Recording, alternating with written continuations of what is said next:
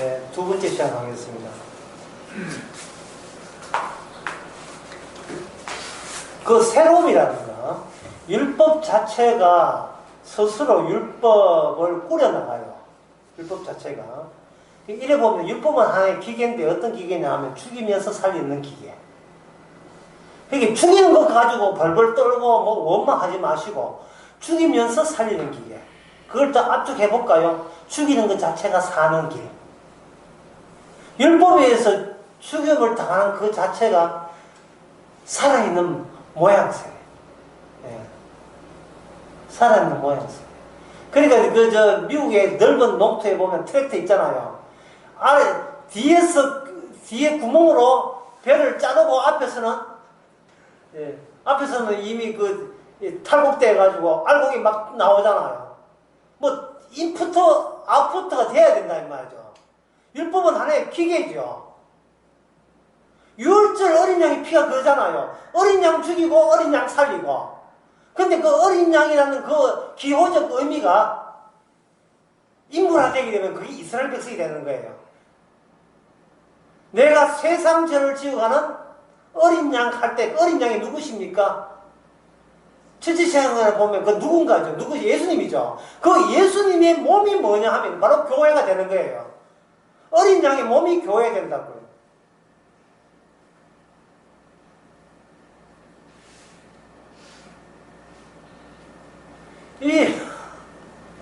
이 코로나 사태 때문에요. 교회가 뭔지를 사람들이 놓치고 있어요. 교회라 하는 것은 그리스도 몸입니다. 지금 제 말 안 틀리지 않았죠? 그리스도 몸이죠. 그리스도 몸은 이미 죽음을 이긴 몸이에요. 이 말도 맞죠? 뭐 아이라고? 뭐 시끄럽게. 그리스도 몸은 이미 죽음을 이긴 몸이잖아요. 그러면 코로나가 오게 되면 그리스도 몸, 교회가 보일 모양새는 뭡니까? 죽음을 이겼음을 죽이는 코로나를 통해서 확인하면 되는 거예요. 이게 이 교회에 할 일이다 이 말이죠. 예. 자, 레위기 26장 17절 봅시다. 내가 너희를 치리니 너희 대적에게 패할 것이다. 너희 대적에게 여기 대적이 나오죠. 적이 나오죠. 적. 예? 적이 나옵니다. 적. 하나님께서 이스라엘 백성을 죽이기 위해서 적을 보내죠. 자, 교회의 적이 뭐예요? 교회의 적이라는 것은 곧 그리스도 몸의 적이죠. 그리스도 몸은 어떤 몸이 되겠습니까? 이미 죽음을 이겨서 등장한 몸이 그리스도 몸이잖아요. 그러면 그리스도 몸의 적은 뭐냐? 아직 죽음을 이기지 못한 모든 사고방식. 죽음을 겁내는 모든 사고방식이 이게 바로 교회의 적이, 그리스도 몸의 적이 되는 겁니다. 하나님께서 코로나19를 보낸 이유는 교회의 적이 뭐냐를 알려주라고 보내신 거예요. 교회의 적이 뭐냐? 그리스도 몸이 적이 뭐냐? 뭐 불교 신자, 천주교, 불신자? 아니. 니야. 교회 다니는 너가 그리스도 몸의 적이 되겠네. 왜? 코로나19를 무서워하니까. 죽는 게 무서워하니까. 그리스도의 적을 적으로 노출시키는 작업을 하신 거예요, 지금.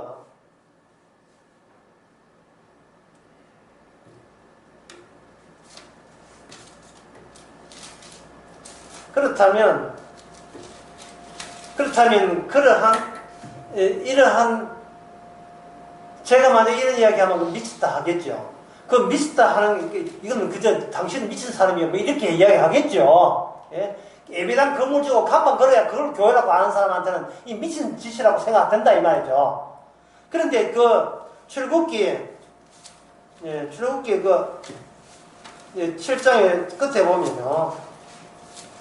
출애굽기 7장 끝에 출典끝에 22절 보면 누가 한번 읽어보세요. 애굽 속에도 자기 술법으로 그와 같이 행함으로 바로의 마음이 강포하여 그들을 듣지 아니하여. 여기에 말씀을 다시 읽어보게 되면요. 애굽의 술개들도 다시 술법을 그와 같이 하여 함으로 바로의 마음이, 그 다음에 나온 단어가 바로의 마음이 강팍하죠.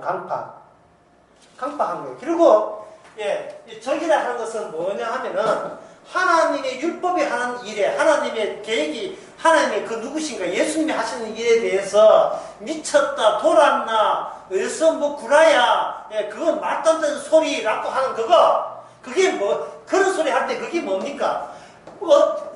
강팍이 되겠죠. 자, 강팍의 나라가 무슨 나라입니까? 아까 출애굽기 7장에서 무슨 나라죠? 애굽이죠, 애굽. 이스라엘은 어디서 나왔습니까? 이 강팍의 나라에서 죽음을 통과해서 나온 나라가 이스라엘이죠. 요즘은 그리스도의 몸이다 이 말이죠. 우리가 십자가라는 것은 이 강팍한 인간들 속에서 나오신 분이 지신 십자가잖아요. 주님께서 뭘 합니까? 우리 보고 이 십자가의 능력 또 십자가를 짊고 나를 따르라. 그러면 이건 율법으로 모든 인간은 입을 막고 저주 안에 있기 때문에 율법은 우리를 죽이는 동시에 율법의 죽임을 당한 우리가 뭐가 돼요? 부활의 백성이 됩니다. 예, 고마운 줄 알아야 됩니다. 이 레기 26절 고마운 줄 감사해야 돼요. 진리가 나를 죽이고 나를 죽여야 진리예요. 나를 격파하고 박살내야 나를 폭파시켜야 진리예요. 그러면 그 새로움은 진리의 새로움은 내가 폭파돼야 되거든요. 그 진리의 새로움은 어디서 나오냐? 갈라진 10년 깊은 곳 10년 여러분들이 그런 거 하잖아요. 별이 그 밝게 빛나는 별이 마지막에 최후를 맞이할 때 그 과학 잡지나 영화에 보면 이미지가 나와 있어요. 별이 자기 중력을 못 이겨서 압축이 되게 되면 이 별은 최후를 맞이하는데요. 지구만한 별이 깨지면 이게 블랙홀이 된대요. 천문학자의 주장하면 그게 깨지면서 밝게 빛나는 표면은 연탄재처럼 시커멓게 변하고 연탄재처럼 공인데 전체가 연탄재처럼 시커먼데 동그란 공인데 그게 갈라지면서 그 안에 잠깐 뭐가 보이느냐 하면 뜨거운 불빛이 보이죠. 여러분 상상할 수 있습니까? 그러면서 폭발해버리는 거예요. 그 안에 있는 에너지가 바깥으로 순간적으로 다 튀어나오죠. 그게 바로 새로움입니다. 새로움. 우리가 성경을 안다고 새로움이 아니고 순간순간 또다시 말씀이 살아있어서 역동성이 있어서 나로 하여금 그 입 다물라 할 때 터져 나오는 거 그거 뭐? 예? 그 입 다물라 그게 새로움이에요. 우리 애가 소리 또 내려갔어요. 그 입 다물라 터져 나오는 거예요. 나의 위신과 체면과 나의 행복과 나의 건강에 저 인간 때문에 방해가 받아야 할 때 그 입 다물라 할 때 터져 나오는 거야. 너는 너를 위한 너가 아님을 새삼스럽게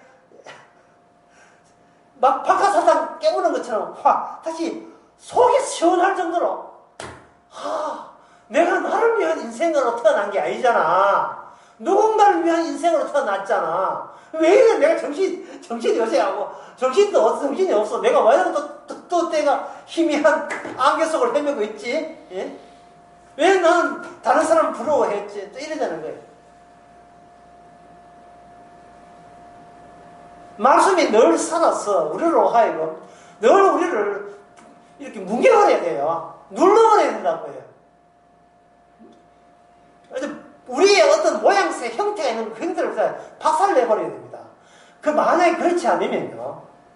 아까 시간에 한 걸 다시 이야기하면 우리는 우리 자신을 하나의 시장에 내놓는 기호로서 사용합니다. 기호라고 되어 있는데 경장에서는 이걸 말하는 상품이에요.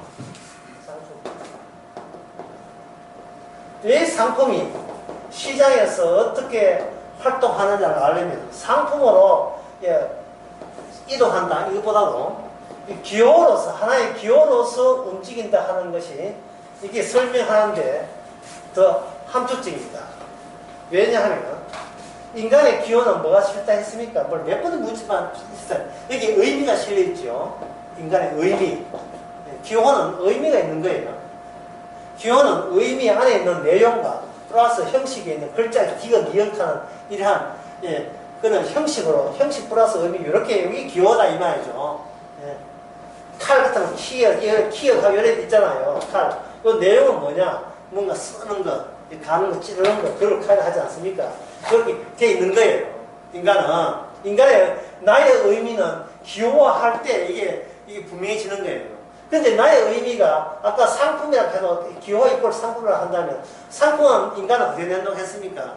시장에, 마케트에, 시장에 내놓죠. 왜? 남이 나를 필요로 하기를 원하면서.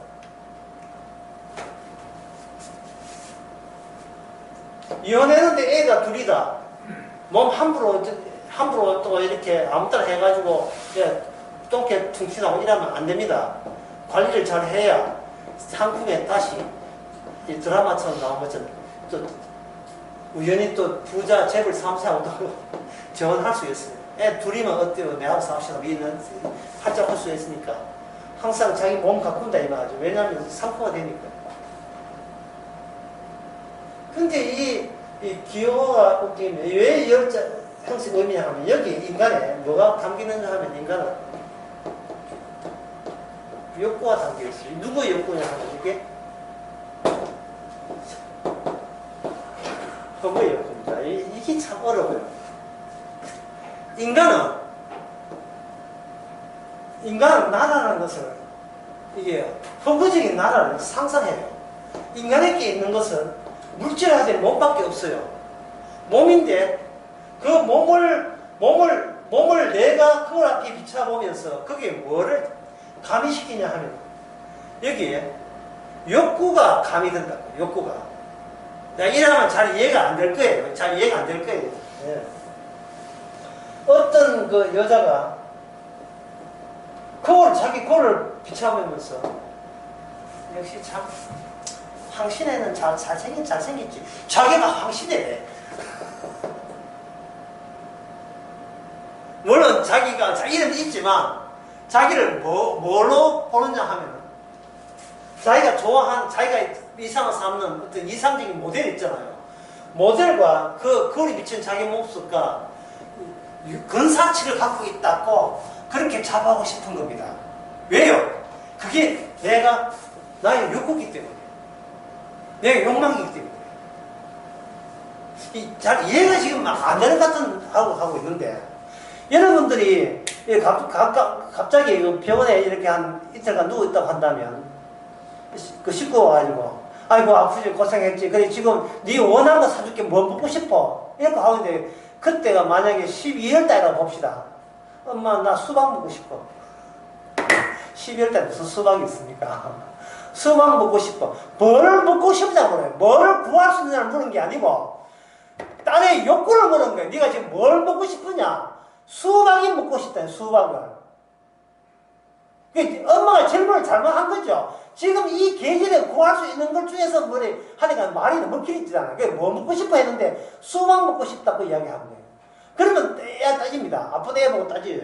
네가 왜 이 계절에 수박 먹고 싶다고 하느냐 하고 애가 하는 말이 뭐냐면 이게 언어로 설명 안 돼요. 먹고 싶은 걸 먹고 싶다고 하는데 왜 먹고 싶다고 말도 못하는 이 말입니다.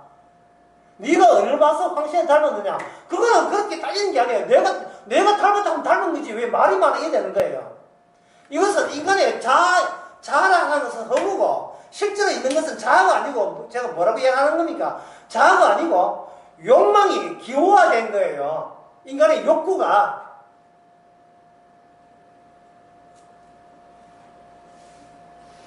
모든 여러분들의 생각이 보게 되면 남이 나를 보는 거와 내가 나를 보는 건 달라요. 하나님이 나를 뭘 보느냐를 지금 보라는 거야. 지금 이 성경은 네가 나를 어떻게 보느냐는 걸 때려치우고 지금 하나님께서 율법을 가지고 너를 어떻게 보느냐를 보라는 거예요. 그게 바로 있는 그대로, 사실 그대로. 우리의 착각이 아니고, 우리의 관념이 아니고, 허구가 아니고, 있는 그대로 성령을 통해서 우리가 어떻게 되는가를 보라는 거예요. 나이 80 넘은 할머니도 자기 자신을 아가씨로 느낄 때가 내가 그 나이 안 돼서 모르겠습니다만 그런 데가 많대요. 80은 넘었지만 아가씨 흉내, 아가씨를 흉내 내는 그런 버릇과 모양새가 그대로 넉넉히 녹아있다는 겁니다. 살아있다는 거예요.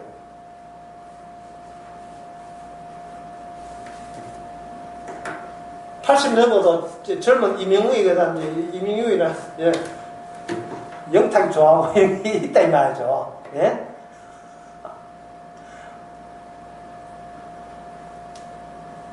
왜 좋아하면 안 돼요? 그걸 욕구라 해요, 욕구. 그리고 제가 말한 것은 인간의 자아보다 뭐가 앞선다는 말이에요. 인간의 욕구가 없어요. 그것은 창세기 3장에 나오는 원리 때문에 그래요. 하나님께서 인간아 이렇게 하란 말이야. 인간아 너는 이렇게 살아라고 이야기한 적 없어요. 그거는 선악과 따먹기 전에 이야기고 선악과 따먹고 후에는 이렇게 하라는 게 아니고 너는 이렇게 될 수밖에 없다는 거예요. 흙으로 왔으니 어디로 간다? 흙으로 갈 수밖에 없다. 너는 저주스러운 고통스러운 인생을 살아야 돼. 끝! 그거 끝났지 뭐를 세상스럽게 명령을 해요. 주님께서 이렇게 율법을 명령하는 것은 명령대로 살 수 있다가 아닙니다. 나중에 명령대로 못 살면 그때 내 벌칙 내릴게. 이게 아니고 벌칙은 율법 줄 때 같이 주어진다는 말은 뭔 뜻이에요? 어느 인간도 현 이 상태로서는 이 율법을 못 지킨다는 내가 손에 장을 지킬게. 그런 뜻이에요. 겨이 너희들은 신명기 26장 말씀 그대로 너희들은 이방나라한테 쫓겨서 남은 나라 포로 생활할 것이고 약속의 땅에서 추방될 것이다. 내 말에 맞나 안 맞나 너가 나중에 성경 내기 나중에 다시 보고 바라면 알죠. 너희들 이스라엘 문명은 딱이지 뭐 딱. 예? 딱 그대로 되는 거예요. 죽이는 거예요 그냥 율법이. 우리는 내 운명을 어떻게 내 마음대로 좌지우지 할 수 없습니다. 아까 물질이라는 말씀을 해주는데 이걸 과학적으로 규정하면 물질의 운명에 대해서 과학으로 이렇게 설명하고 있습니다. 물질의 운명에 관해서 과학이 내세우는 법칙은 무슨 것이냐? 엔트로피라는 거예요. 엔트로피 법칙이라는 것은 뭔 뜻이냐 하나? 모든 물질은 쇠퇴한다. 간단하죠? 모든 물질은 시간이 흘러가면 시간이 요소 가미되면 가면서 이게 쇠퇴한다. 모든 것은 인간이 됐든 숟가락이 됐든 내 젓가락이 됐든 머리카락이 됐든 의자가 됐든 어떤 것도 전부 다 이렇게 되는 거예요. 바닷물도 강물도 다 이렇게 쇠퇴하는 거예요. 다시 돌이킬 수는 없다. 이게 과학이 설명하는 물질의 운명입니다. 그런데 과학에서 신기해하는 게 있어요. 모든 물질은 다 혼란스럽고 갈수록 쇠퇴해야 되는데 그러면 자식은 어떻게 해서 자식이 태어나고 왜 닭은 병아리라는 새로운 생명을 태어나는가? 이것을 바로 엔트로피 법칙에 저항하는 법칙이 이 안에 스며드는 거예요. 그게 뭐냐면 생명 출몰이에요. 생명이 출몰하는 거예요. 출몰해봐야 시간 따라 또 마찬가지로 하겠지만 어쨌든 간에 군데 출몰한다. 이걸 성경에다 정의시키면 모든 세상은 율법에 의해서 멸망하죠. 그런데 율법에 의해서 멸망하는 그 군데에 그 금포도 그 빵에 금포도 군데군데 있는 것처럼 군데군데에 뭐가 솟아나오냐 하면 새 생명이 거기서 나오게 되어 있어요. 새 생명이. 그게 바로 새로움이에요. 새로움. 만약에 우리가 자아라는 걸 그냥 그대로 고수해가지고 나의 인생, 체면과 명예와 위신과 나의 행복이 주고 있으면 율법의 법칙에서 이거는 뭐가 되냐면 우상이 되어버립니다. 이건 저주거리가 돼요. 우리가 쥐고 있다는 이것 때문에 점점 더 우리로 하여금 우리는 물질화되고 우상화 되는 거예요. 그래서 하나님의 말씀을 모르는 사람, 성령 받지 못한 사람의 사람들은 하루하루는 그게 뭐냐? 자살 행위의 반복입니다. 자살의 반복이에요. 왜냐하면 그 자기라는 육신이 죽어가고 있다는 사실을 본인이 모르면서 추구하고 있는 그걸 거의 그걸 못 놓고 있어요. 자기 자신. 왜냐하면 어떤 것이 와서 자기를 깨트리는 게 없기 때문에. 뭐 10년 전에 잘 믿었다, 20년 전에부터 교회 다녔다, 이거 소용없거든요. 그 엔토니 법칙에 의해서 그 전부 다 쇠퇴하고 이미 자기 자신이 우상화됐다는 고백밖에 안 돼요. 그런데 이것을 모든 인간은 스스로 자기 엔트로피 법칙을 극복할 수는 없어요. 인간은 살고 싶어 하지 죽고 싶은 사람 아무도 없습니다. 여기에 누가 오느냐? 바로 여기 26장 17절 26장 17절 거기에 대적이 그것을 먹을 것이다. 내가 너희를 치리니 너희가 너희의 대적에게 패할 것이요. 분명히 이걸 좀 설명해야 되겠죠. 이스라엘 백성들은 생각하기를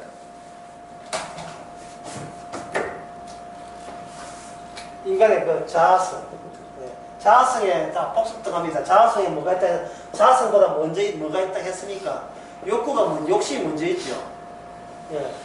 욕구가 뭐가 있죠. 욕구가 자아성을 통해서 뭘 만든다? 물질성을 만드는데 이스라엘 같은 경우는 이스라엘 자체가, 이스라엘 나라 자체가 이스라엘에게 하나의 물질이 되는 겁니다. 그리고 이 물질을 위해서 하나님이 나를 지켜, 여호와 하나님이 지켜 보호해 줄 것을 간곡히 기다려요. 누가? 욕구가. 왜냐하면 살고 싶어서. 이스라엘의 체면이 있잖아요. 위신이 있잖아요. 명예가 있잖아요. 그리고 나의 행복이 있잖아요. 이걸 어떻게 내가 포기해? 포기 못하거든요. 왜? 이미 욕구에서 나가 정립된 이상은 이 욕구에서 정립된 나기 때문에 이건 내가 나를 없애고 싶어도 내 욕구가 나를 가만두지 않아. 내 욕구가 나를 가만두지 않는다. 물질화시키죠. 그런데 여기에서 하나님께서 법칙은 뭡니까? 이 물질을 시켜서 이스라엘을 누가 온다 해? 적들이 오죠. 적들이. 아까 대적이 온다 했잖아요. 대적들이. 적들이 올 때 내가 하나님께서 나를 지킨다 할 때에 그 하나님이 나를 지켜주는 좋은 하나님인 줄 알았는데 어떤 이렇게 적들이 오니까 하나님을 어떻게 봅니까? 악한 하나님으로 이해되겠죠. 하나님이 악한 하나님. 사실은 여호와 하나님이 악한 분이 아닌데 이스라엘 사람들은 하나님을 원망해 온 거예요.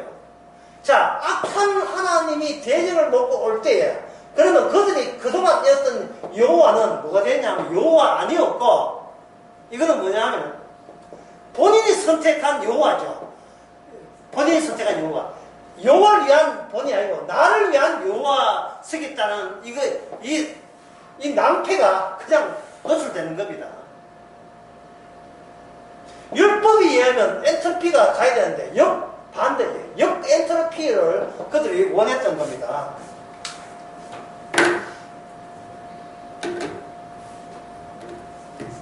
그러면 하나님께서 적들을 보내서 어떻게 합니까? 아까 원리대로 하면 원칙대로 한다면 이 적들을 보내서 적들을 이스라엘 어디 달래기에서 오는 게 아니잖아. 이스라엘을 어떻게 합니까? 깨지요. 제가 아까 했잖아요. 그 별이 마지막에 채워질 때 갑자기 밝은 별이 시커멓게 연탄처럼 변하면서 안에 빛이 순간적으로 미치듯이 깨져버린 거예요. 저는 이걸 이렇게 표현하고 있습니다. 함께 초상화. 성도는 하나님의 말씀에서 날마다 광기에 초상화 같은 모습으로 해야 돼요. 광기의 초상화. 예수님 자신이요. 예수님 자체가 이 한국 땅에 예수 나타나면 미친 분이에요. 광기 힘올린 분입니다. 그럴 수 없어요. 아버지께서 내게 보내지 않으면 아무도 내게 올 수 없다. 이거는 이 이야기를 모든 교회한테 해보세요. 그 교회가 그 사람 가만두겠어요? 그동안 예배 드리니까 헌금 드리고 예배당 드리고 세운 게 있는데 그 모든 것이 무슨 아무짝도 소용없는 게 되잖아요. 무슨 말인지 아시겠어요? 이 아버지께서 보내지 않으면 아무도 내게 올 수 없다는 말, 그 아버지께서 보냈다는 그 말을 잘라버리면 그 뭐 남는 게 뭐가 남습니까? 아무도 예수님께 올 수 없다. 다시 나를 부수하고 나를 탐구해서 내게 오는 사람은 일체 천국에 못 간다 이 말이에요. 주님을 연구하고 신학 박사가 돼서 주님을 연구하고 분석해서 나 이제 예수 믿으려 한 사람은 안 받아준다 이 말입니다. 하나님께서 하나님이 손잡고 보내줘야 예수를 알지. 그렇지 않고는 가짜 예수일 수밖에 없다는 이야기를 하는 거예요. 그 이야기를 누구 입에서 합니까? 예수 입으로 하죠. 그러니까 그것이 그 당시 종교적 사회에서 예수님은 광기적 존재죠. 귀신 들렸구나 뭐 이런 평을 받죠. 예수님은 그 관계에 초상화돼요. 사람들 앞에 미친 사람이라면 저게 미친 사람이 아니고 뭐냐를 보여주는 초상화, 모나리자 같은 그런 초상화 같은 등장하신 분이 예수님이다 이 말입니다.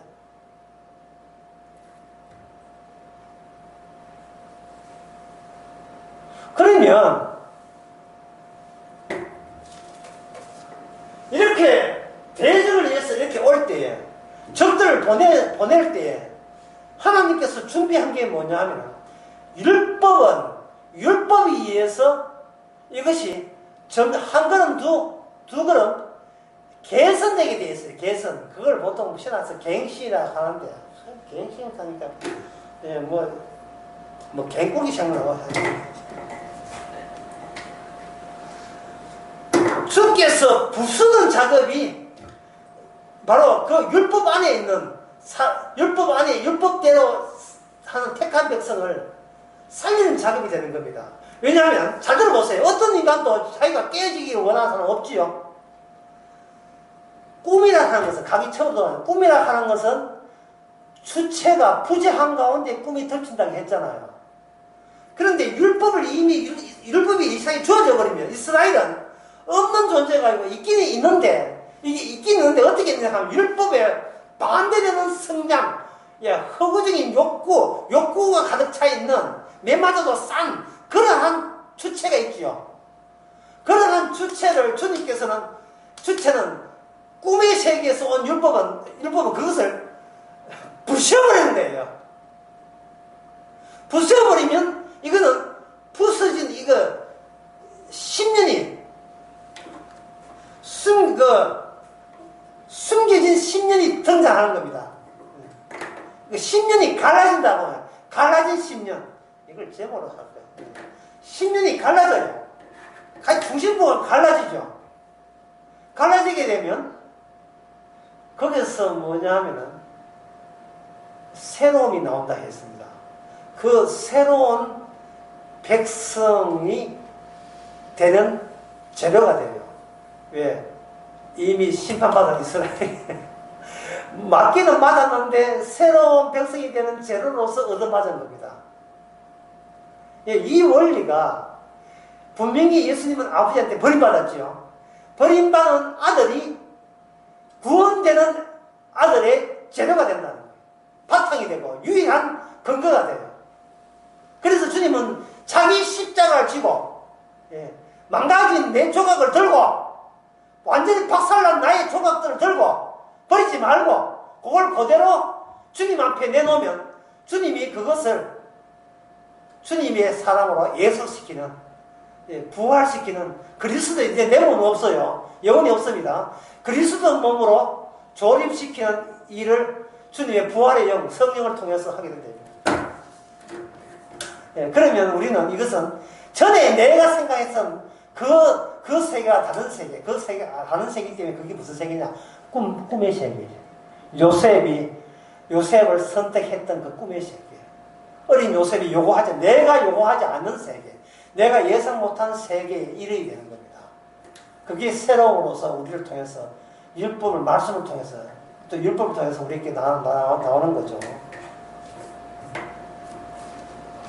자, 그렇다면 우리는 오늘 우리가 나밖에 보는 우리는 율법의 현장 하나,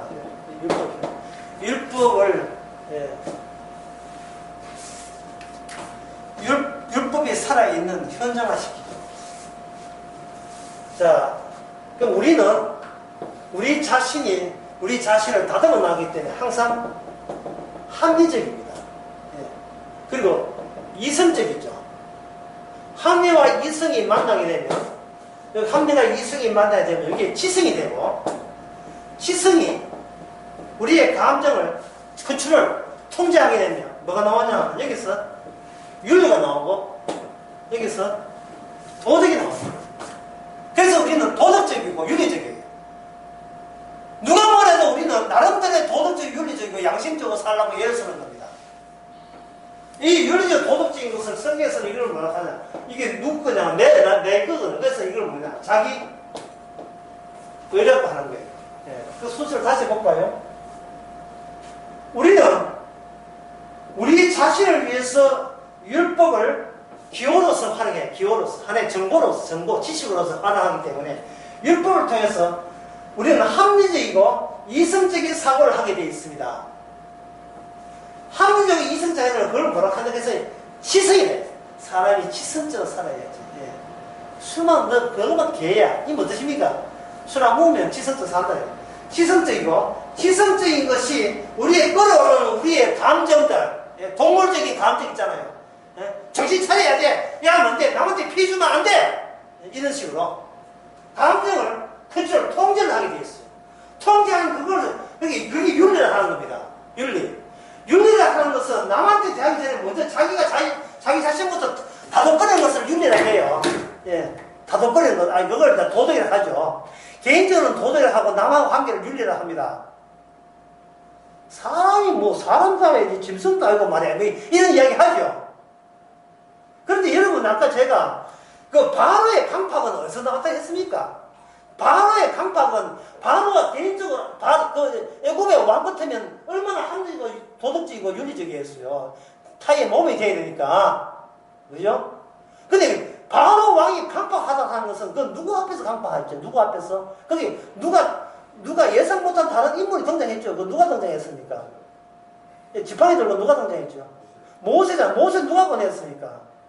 하나님 율법이 보낸 거죠. 나중에 모세가 율법을 만나니까 하나님의 율법이 보낸 거예요. 율법이 보니까 바로에 방박했지요. 방박했다면 다른 말로 하면 뭐냐? 모세 네가 미쳤구나 이러는 거예요. 그래서 아까 무슨 초상하겠습니까? 광기에 초상을 하는 것은 우리가 예상 못했다. 합리적인 내가, 나는 윤리적인 내가, 도덕적인 내가 예상 못한 내 모습을 나는 발견했다 이 말입니다. 그 뭐가 깨지면서 윤리, 도덕, 합리, 지성 다 깨지면서 이게 깨졌다는 말은 무슨 뜻이냐 하면 나는 이 모든 합리와 이성과 지성과 감정과 윤리, 도덕이 다 어디에 소모되는 거예요. 내가 지금 더 오래 살고 싶어 하는 것과 관련되어 있죠. 그렇잖아요. 살아도 그냥 살면 안 되고 짐승처럼 살면 안 되고 참 인간 참 괜찮은 인간이다. 그 소리 듣고 싶은 거예요. 그걸 내가 아까부터 뭐야. 그게 나의 체면이고 나의 위치이고 명예다 이 말입니다. 나의 훌륭함이고 나의 침착함이고 관리 잘했고 최종 관리자는 나고. 그런데 성경에 오게 되면 십자가 여기 오게 되면 어떻게 됩니까? 그딴 게 무슨 소용이 있어요? 어디 그게 성령을 방해하죠. 십자가의 영을 방해하죠. 내가 원하는 나 아니에요. 누군가를 보여주는 나가 되기 위해서는 그건 누군가라는 그분이 마치 꿈처럼 요셉의 꿈처럼 우리에게 뭔가 주어지는 겁니다. 네가 기껏 아는 세계 말고 다른 세계. 우리는 그 세계를 우리가 성경에서 우리가 들었어요. 그 세계가 무슨 세계라고 합니까? 그 세계를 부자로 무슨 세계죠? 천국이죠. 천국의 백성이라 하죠. 천국의 백성인데 천국에 그러면 그 천국을 아는 순간 우리의 육신이라는 물질성은 나를 위한 육신이 아니고 뭘 위한? 천국을 위한 육신이 되겠죠. 근데 이 육신 내부에 아직 우리 육신이 죽기 전까지는 흙이 되기 전까지 육신이 살아있잖아요. 육신 내부에 하나님의 대적, 하나님의 언약, 말씀의 대적이 육신 안에 살아있습니다. 그렇다면 처음에 깨어질 때는 우리는 육신에 불과하고 오직 하나님의 종이다 이렇게 생각하는데 거기서 시간이 흘러가면 엔트로피 작용이 되죠. 엔트로피는 점점 더 혼란스럽고 엉망이 된다 이 말입니다. 갑자기 육신이 이게 천국의 종이 돼야 되는데 갑자기 뭐가 되었어요? 자기가 어느새 주인공이 되는 거예요. 나는 천국 됐습니다. 나는 구원받았다. 이래 해버린 거예요. 그러면 천국이 처음에 그 은혜 받았던 이틀 전에 사고방식은 그 기쁨은 어디 있습니까? 감사와 기쁨은, 고맙소는 어디 있어요? 다 날아가는 거예요. 다 날아가는 거예요. 이제는 천국을 소유된 그 천국을 내가 소유하려고, 그 다음에 뭐가 존재합니까? 합리적이고, 이성적이고, 치성적이고, 윤리 도덕 가지고 버티는 거예요. 이 천국을, 내게 찾아온 천국을 지키기 위해서. 내게 찾아온 성령을 지키기 위해서 또 노력하겠죠.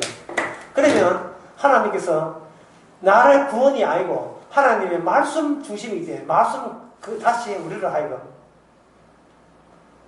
우리가 똑같은 사고방식을 가진 대적을 우리에게 보내죠.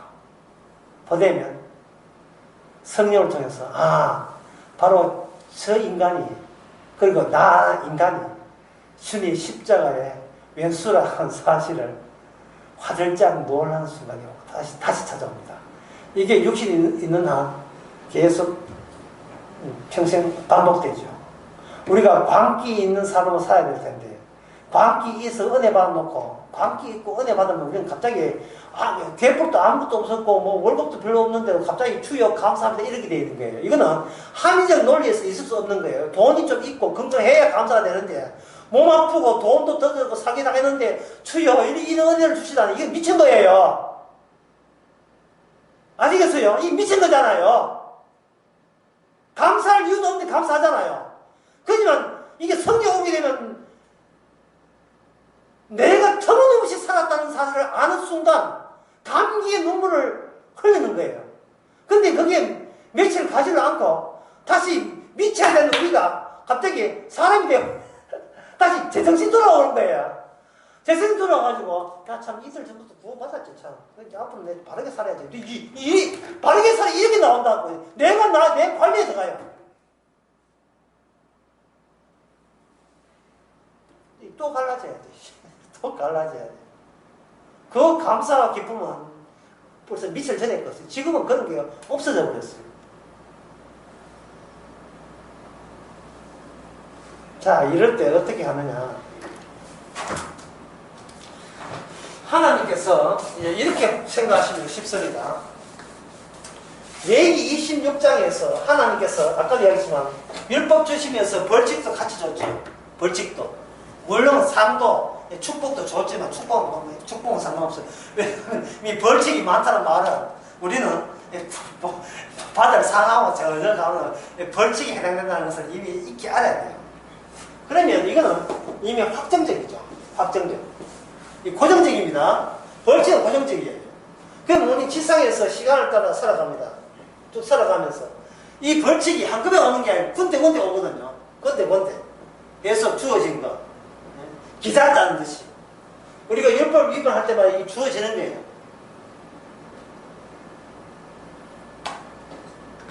주어질 때 이 주어지는 모습을 제가 이렇게 한번 표현해 보겠습니다.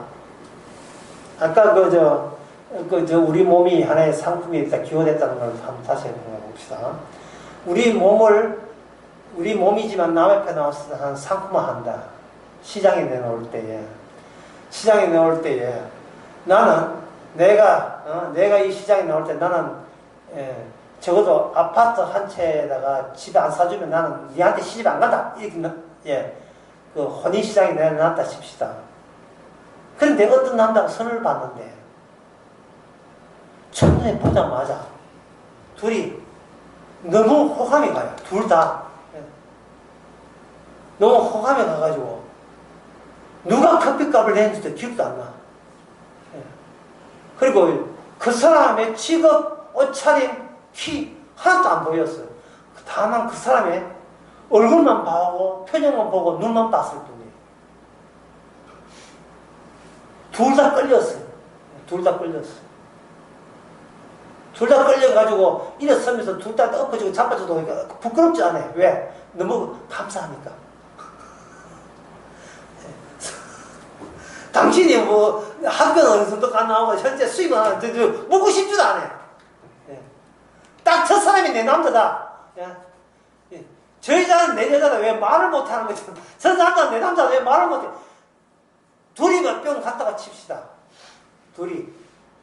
아무것도 묻지나 따지지 않고 그냥 간 거죠.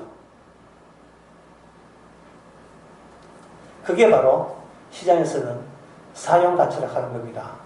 난 저 사람 아내가 있으면 아무것도 저 사람이 나한테 아무것도 안 해줘도 나는 나 시집 갈래. 라고 사용가치. 야, 저 사람 내한테 꼭 사용할 필요가 있는 남자다. 라고 갔는데. 가가지고 어제 커피 나왔잖아요. 뭐, 이제 이야기하러 저녁 때인데, 우리 식사를 하고 갑시다. 해가지고, 가까운 레스토랑에 가서 식사하는 도중에, 옆 테이블에 더 멋진 남자가 만났어요. 그때 정신이 드는 거예요. 내가 이 남자의 지금, 이름도 모르고, 직업도 모르고, 아무도 모르지, 내가 미쳐서 그냥 알려왔구나. 근데 그 남자 보니까, 옆 테이블을 보니까, 더 멋있게 보이는데, 멋있는 남자가 지보다 못생긴 여자하고 처음 보고 있을 때 화나는 거예요. 그때 그걸 가지고, 그 남자 버리고, 단양을 갈 때 그걸 가지고 교환가치라 하는 거예요. 교환가치. 그 뿅 갔던 그 사용가치가, 상대적으로 다른 멋있는 남자가 왔을 때 교환가치가 되는 거예요. 그걸 가지고 뭐냐, 욕구라고 해요, 욕구. 인간의 욕구는 본인이 걷잡을 수가 없어요.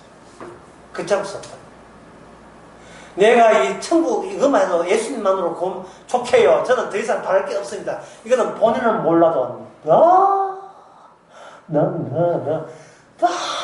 모르는 이야기. 본인은 몰라도 너무 몰라. 그때 그 순간이었죠. 그래서 주님께서는 그 후에 자기 택한 백성을 어떻게 하느냐. 아버지께서 예수님께 보낼 때 계속 주께서 보내게 하시는데 어떻게 하느냐. 하나 예를 들면 이렇습니다.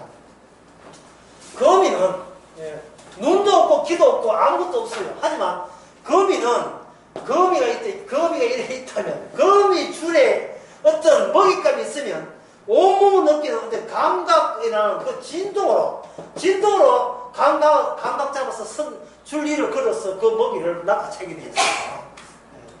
미세한 진동, 떨림이에요, 떨림.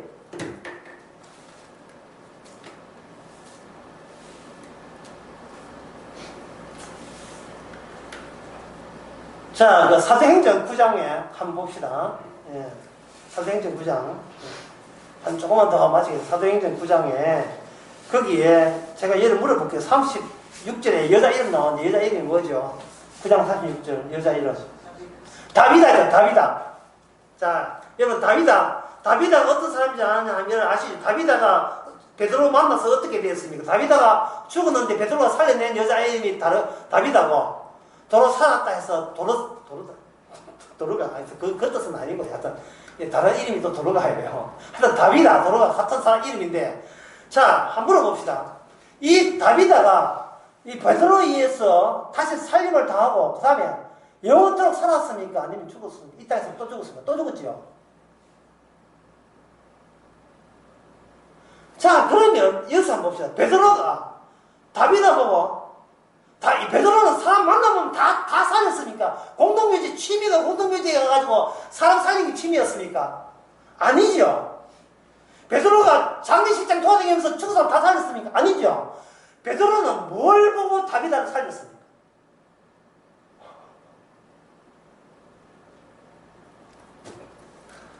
와, 이거 보통 어려운 질문 아니죠?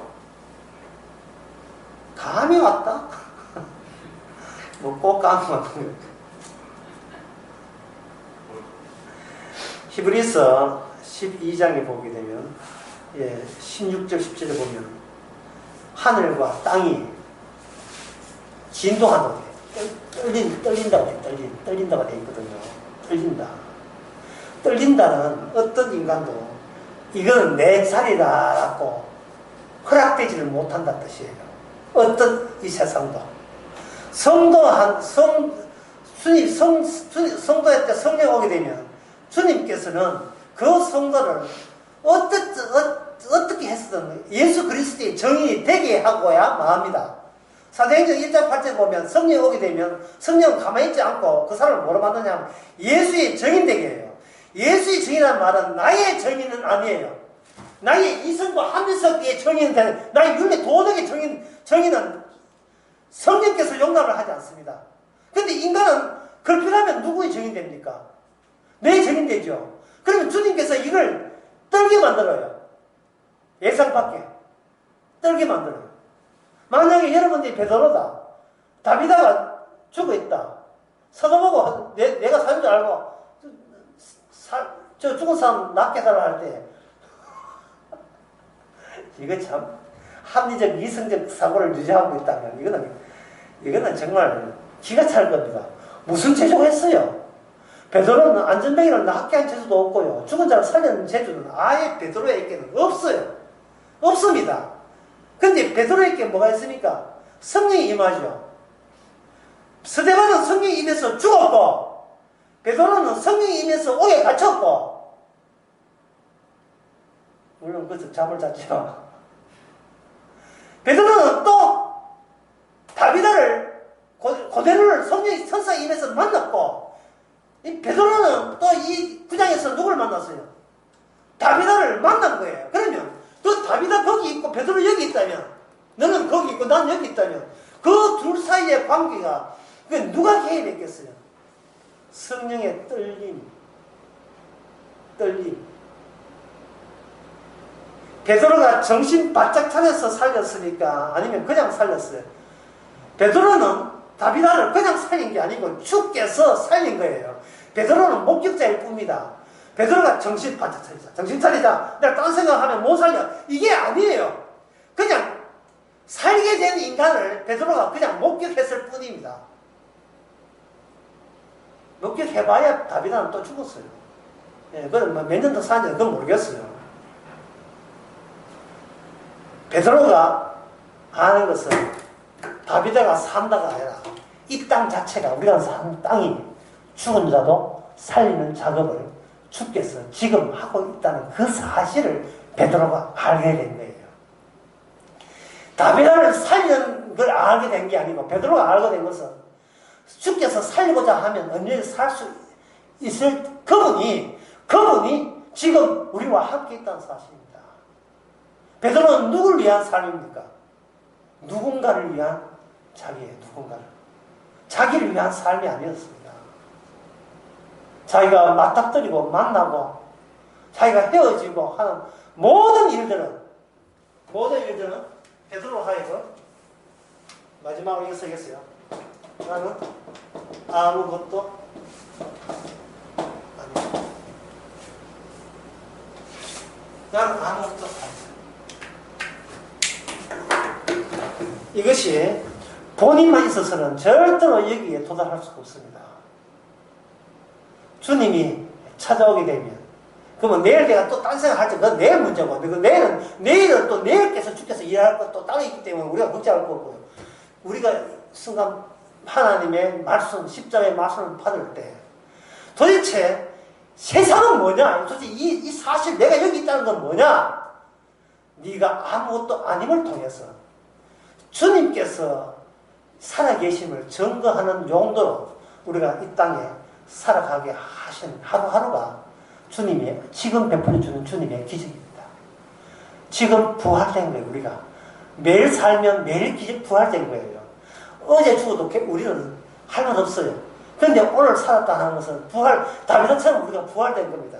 이 부활이 언제까지 갈지를 우리는 생각하지 말아야 돼요. 우리는 내 속은 아니니까. 우리가 죽는다 할지라도 주님은 살아있는 거예요. 바로 그 땅, 이스라엘 구원하기 위해서 이스라엘에 있는 것이 아니고 그 땅, 요셉이 꿈꾸던 그 땅, 율법이 우리보다 먼저 있는 작용하는 그 땅, 율법이 부활을 제공하고 주께서 부활을 제공하고 생명을 제공하는 그 모든 원리가 율법이 있기에 너희들은 너희 힘으로 율법을 못 지키기 때문에 내가 율법대로 너희를 죽여줄게. 이 율법의 죽은 가운데서 십자가에서 너를 죽여줄게. 내는 죽어야 마땅하고 하지만 죽이시는 그분이 바로 살아있다는 걸 인정한다면 그 사람이 오늘날 이스라엘입니다. 그 당시에 하나님 아버지 세상에 눈을 뜨게 하옵소서. 그저 보이는 대로 그게 전부가 아니라 보이지 않는 분이 보이는 것을 다스리고 있음을 저희 발견케 하옵소서. 예수님의 이름으로 기도합니다. 아멘.